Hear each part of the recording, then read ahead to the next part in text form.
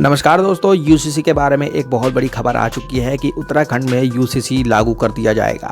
आने वाले दिनों में इसमें ज़ोर शोर से चर्चा होने वाली है और कवायद ये है कि मुसलमानों ने इसके खिलाफ बोलना शुरू कर दिया है।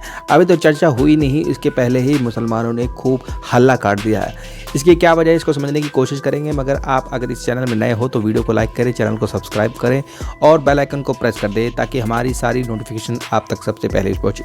तो आपको पता होगा कि पुष्कर सिंह धामी ने रिसेंटली एक बहुत बड़ा फैसला लेते हुए भारत में पहली बार एक बड़े राज्य में यूसीसी को लागू कर दिया है।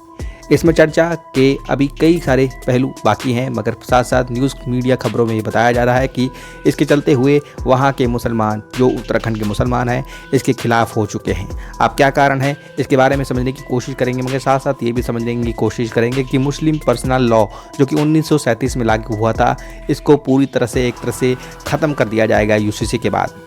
दोस्तों, जिस तरीके से हिंदुओं में शादी होती है उसी तरीके से मुसलमानों में भी शादी होती है। उनका अपना पर्सनल लॉ होता है और उसी के हिसाब से मुसलमानों में शादियां और मैरिज एक्ट होते हैं। मगर हिंदुओं के मैरिज लॉ में बहुत सारे रिफॉर्म हो चुके हैं, मगर मुसलमानों के मैरिज लॉ में कई सारे रिफॉर्म अभी भी बाकी थे। इसी के कारण से कई बार देखने को मिला है कि 3 तलाक के जैसे बड़े कानून हमारे देश की पार्लियामेंट में ही पास हुए थे। उसके बाद जो है हमारे देश में कई ऐसे कानून पास हुए जिसके माध्यम से मुस्लिम महिलाओं को बहुत ही समर्थन मिला और उनकी रक्षा को दुरुस्त किया गया। इसी तरह से यूसीसी की भी लगातार मांग होती रही और साथ साथ हमारे जो कॉन्स्टिट्यूशन में एक प्रिंसिपल है उसके हिसाब से, directive principle of state policy के हिसाब से जो है इसको लागू किया गया है।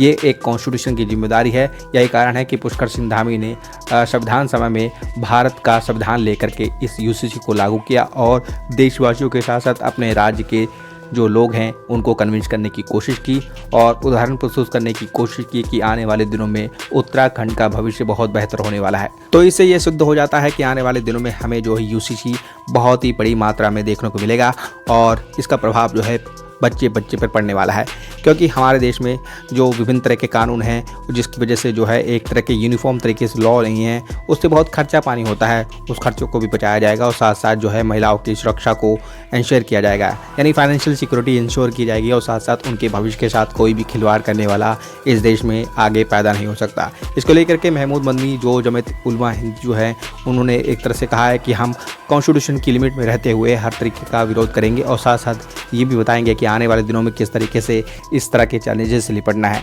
क्योंकि मुसलमान चाहते हैं कि वो एक शरिया लॉ के हिसाब से चले और शरिया लॉ में किसी प्रकार का हस्तक्षेप नहीं चाहते हैं। तो यही कारण है कि उनका विरोध दर्ज कराया गया है और साथ साथ पुष्कर सिंह धामी ने भी इंश्योर किया है कि भारत में जितने भी धर्म हैं उनको फॉलो करना दिया जाएगा, क्योंकि संविधान उनको पूरी तरह से आज़ादी देता है। साथ साथ हमें यह इंश्योर भी करना पड़ेगा कि उनके जो उनके निजी हित हैं उनको भी सुरक्षा प्रदान की जाए। तो इस प्रकार से जो है इस यूसीसी में कई सारे प्रावधान किए गए हैं। आने वाले दिनों में देखने को मिलेगा कि क्या कारण है कि जो है इतना हल्ला काटी जा रहा है।